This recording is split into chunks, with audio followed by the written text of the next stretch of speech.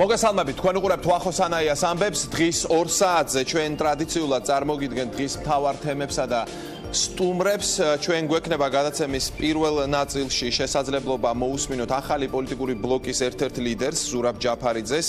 თქვენ იცით რომ შეიქმნა ახალი პოლიტიკური ბლოკი ვაშაძე ჯაფარიძე ახალი არჩევანი და ჩვენ პირველი სტუმარი სწორედ ზურაბ ჯაფარიძე გვეყოლება რამდენიმე წუთში. გადაცემის მეორე ნაწილში გვექნება დებატები ნაციონალური მოძრაობისა და მართველი გუნდის წარმომადგენელს შორის და ვიდრე გადავიდოდეთ სტუმრებზე, ჩვენ ჩართვით ვიწყებთ ჩვენს გადაცემას ბორჯომიდან, სადაც სტიქია იყო დატბორილია საცხოვრებელი სახლების პირველი სართულები, მნიშვნელოვანი ზიანი მიაყენა სტიქიამ ბორჯომს. ჩვენი ჟურნალისტი ქეთა ციცქიშვილი იმყოფება ბორჯომში და ის გვეტყვის ბოლო ინფორმაციას. ქეთა, პირდაპირ ეთერში ხარ.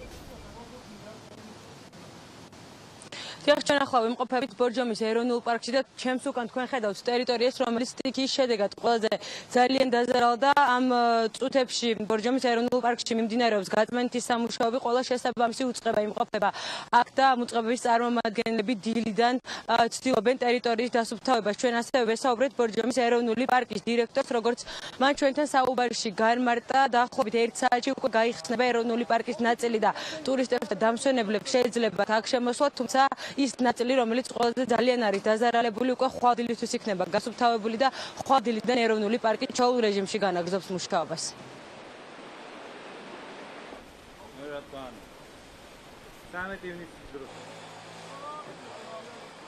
ძირითადად მიმდინარეობს გაწმენდითი სამუშაოები. ზარალის დათვლაზე ჯერჯერობით ადრიან ალაპარაკები, იმიტომ რომ ისეთი ადგილები არის, რომ ვერც მივდივართ ჯერჯერობით. ინტენსიური მუშაობა მიდის, მინდა ვთქვა, რომ სხვადასხვა უწყებება გამოიჩინეს თავი. დამაკმაყოფილებელია მდგომარეობა. 1.5 საათში ალბათ პარკის დასასვენებელი ზონა ალბათ კი არა გაიხსნება.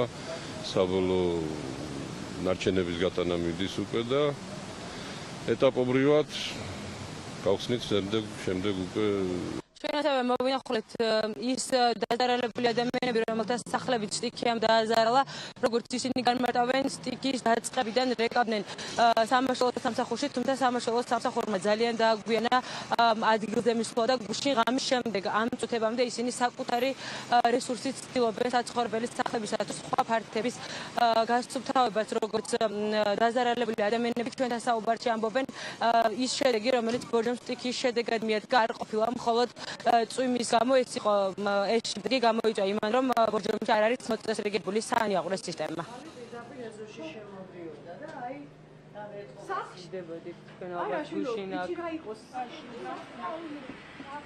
მდინარე მოდიოდა. ესენი არ მუშაობს საანიაღვრეები, აბა ნახეთ ის რას გაატარებდა. ქუჩა მაღლა აწეული, ეზოებში მოდიოდა ეს მდინარე.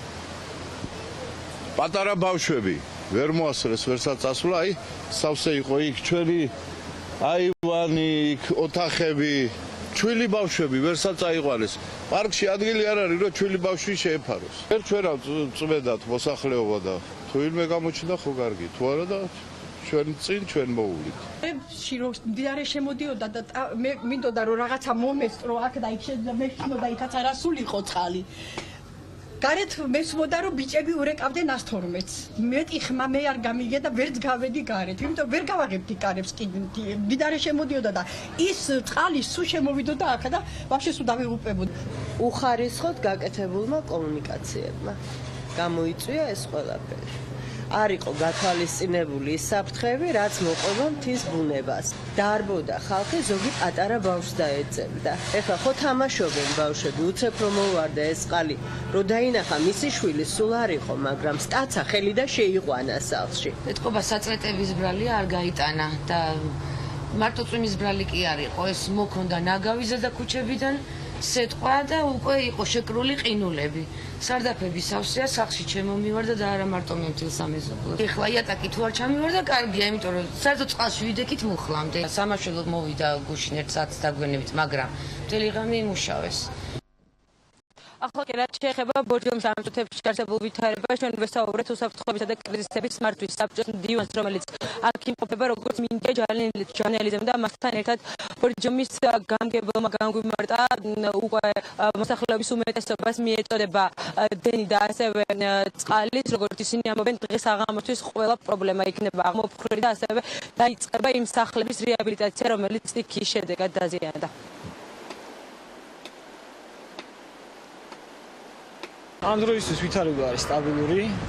ყველა ლოკაციაზე, სადაც ინციდენტი მოხდა, სადაც სტიქია მოხდა, გასული არიან შესაბამისი ჯგუფები, რომლებიც აქტიურ რეჟიმში ახორციელებენ აღდგენით სამუშაოებს. ესენი არიან ენერგოპროს თანამშრომლები, სატყეო დეპარტამენტის თანამშრომლები, ადგილობრივი გამგეობის თანამშრომლები. გზა გახსნილია ყველა მიმართულებით, თუმცა სადგერის მიმართულებაზე შეფერხებით ხორციელდება გადაადგილება. გვაქვს რამდენიმე საცხოვრებელი სახლი, რომელსაც ქარმა გადახადა სახურავი და 12 საათია უკვე დანიშნული შეხვედრა ინფრასტრუქტურის სამსახურის და შესაბამისი კონტრაქტორების და მოკლე ვადებში მოხდეს მოსახლეობის დახმარების გაწევა.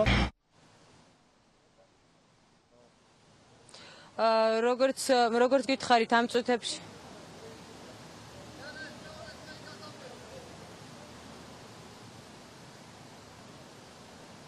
როგორც გითხარით ამ წუთებში ბორჯომში სიტუაცია სტაბილურია, ამინდის გაუარესებას რეგიონში არ ელოდებიან, ასევე გეტყვით რომ მთელი ბორჯომის ტერიტორიაზე ახლა მიმდინარეობს დასუფთავების სამუშაოები და საღამოთვის უკვე ეროვნულ პარკში ყველა დამსვენებელს და ტურისტს შეეძება თავისუფლად გადაადგილება.